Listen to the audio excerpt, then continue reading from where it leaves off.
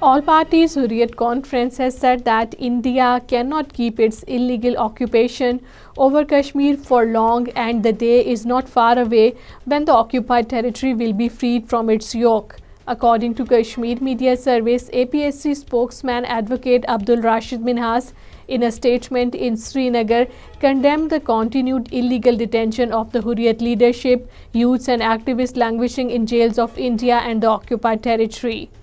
Authorities in occupied Kashmir have once again decided to deny the permission to hold Eid ul-Fitr prayers at the Eidgah in Srinagar.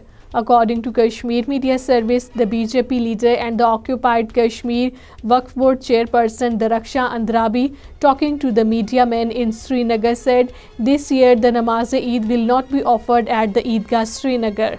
Bharatiya Janata Party-led Indian government is using its military and other forces personnel deployed in the occupied Kashmir to promote Hindutva RSS ideology. A report released by the research section of Kashmir Media Service said India has been treating Kashmir as its colony right from 27 October 1947, when it forcibly landed its troops in Srinagar and occupied the territory against the will of the Kashmiri people.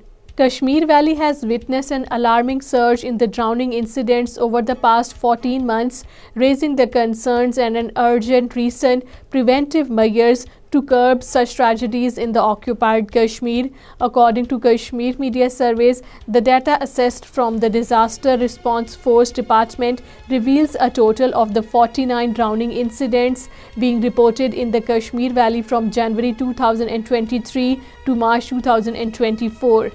A well-known Kashmiri Pandit and Supreme Court lawyer Ashok Bhan has revealed the reality and said that the Kashmiris can resolve the Kashmir issue and revive the glory of the Kashmir collectively. According to Kashmir Media Service, Ashok Bhan was addressing a function arranged by the International Peace Forum. Sonam Wangchuk, a climate activist from the Ladakh, has called for a march on April 7th in support of the demands of the people of the region. According to Kashmir Media Service, Sonam Wangchuk ended his 21-day-long hunger strike.